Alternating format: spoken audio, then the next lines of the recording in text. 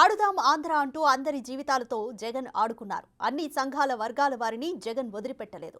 రాయలసీమ బాగుపడడమే నా ధ్యేయం, తలలేని రాజధానిగా రాష్ట్రాన్ని జగన్ తయారు చేశారు అంటున్న బైరెడ్డి రాజశేఖర రెడ్డితో మా ప్రతినిధి శ్రీరామ్ ఫేస్ టు ఫేస్.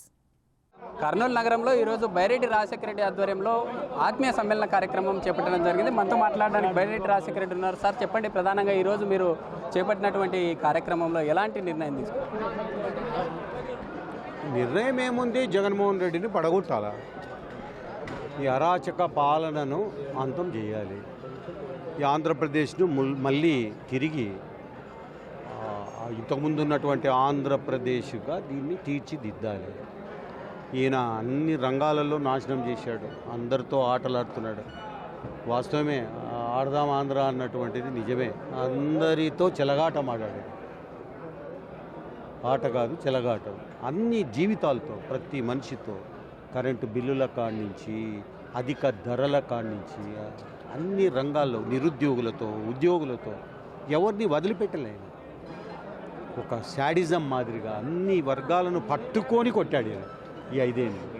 దాన్ని మళ్ళీ రాష్ట్రంలో మార్పు రాకపోతే ఈయన ఈ రాష్ట్రంలో ఎవడు ఉండడు, అంతా వారిపోతారు, ఉండరు.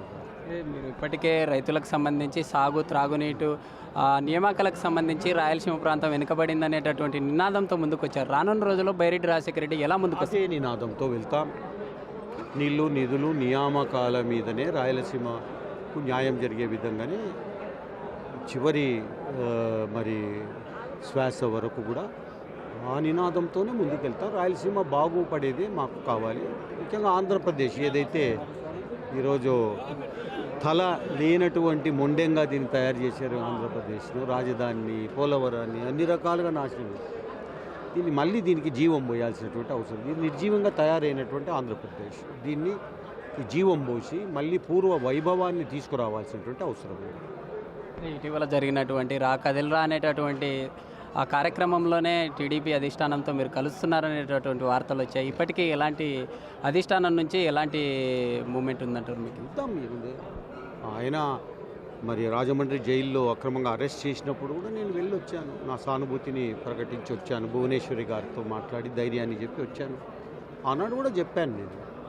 చూద్దాం ఏం జరుగుతుందో చూద్దాం. కానీ ఖచ్చితంగా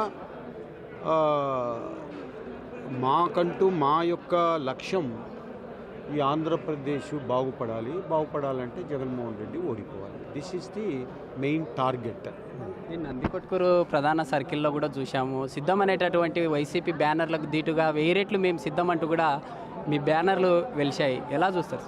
అవును, 1000 రెట్లు ఎందుకు, 1,00,000 రెట్లు సిద్ధం. మా వాళ్ళు 1000 అని రాసినారు, 1,00,000 రెట్లు సిద్ధం అని రాయాల్సింది. నేను కూడా చూశాను సోషల్ మీడియాలో 1000 రెట్లు సిద్ధం అన్నారు. అదేదో వైరల్ అయ్యింది. కానీ 1,00,000 రెట్లు సిద్ధము. ఎవడు భయపడతాడు? ఈడ ఎవడు భయపడేతోడు ఎవడు లేడు. మా వాళ్ళు ఎవరు భయపడరు.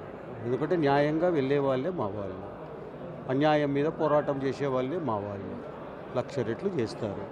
దానికి ఏముంది, డౌట్ ఏముంది? అంటే పార్టీ మారక ముందుకే ఇలాంటి బ్యానర్లు కలకలం సృష్టిస్తూ ఉన్నాయి. మారక ముందు పార్టీలో అని కాదు, ఇక్కడ వాళ్ళు బాగా చక్కగా పెట్టారు. ఎన్టీ రామారావు గారి ఎవరైతే మరి పేదలను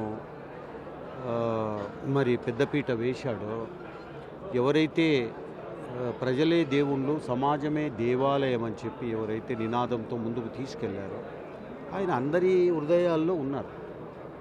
ఆయన ఫోటో పెట్టి, నా ఫోటో పెట్టి 1000 రెట్లు సిద్ధమని రాయడంలో తప్పేముంది? తప్పేం లేదు. అంటే కార్యకర్తలు చేసినటువంటిది అది. వాళ్ళు సిద్ధమని పెడితే ఎందుకు ఊరుకుంటారు వీళ్ళు? దేనికి సిద్ధం? నువ్వు పనికి మాలిన మందు దాపేదానికి సిద్ధమా, లేకపోతే ఇసుక దందా చేసేదానికి సిద్ధమా, భూ కబ్జాలు చేసేదానికి సిద్ధమా, లేకపోతే అక్రమ అరెస్టులు చేసేదానికి సిద్ధమా, డిఎస్సి ప్రకటించను అనేదానికి సిద్ధమా, లేక ప్రాజెక్టులన్నీ పోగొట్టిన దానికి సిద్ధమా, నీళ్లు లేకుండా చేసేదానికి సిద్ధమా? నువ్వు దేనికి సిద్ధం? అందుకే మేము మామూలుగా ఒకటే కదా. నువ్వు తొడగొడితే ఇంకోటి తొడగొడతాడు, నువ్వు ఊరుకుంటే ఊరుకుంటాడు, నువ్వు మీసం తిప్పితే ఇంకోటి కూడా మీసం తిప్పుతాడు.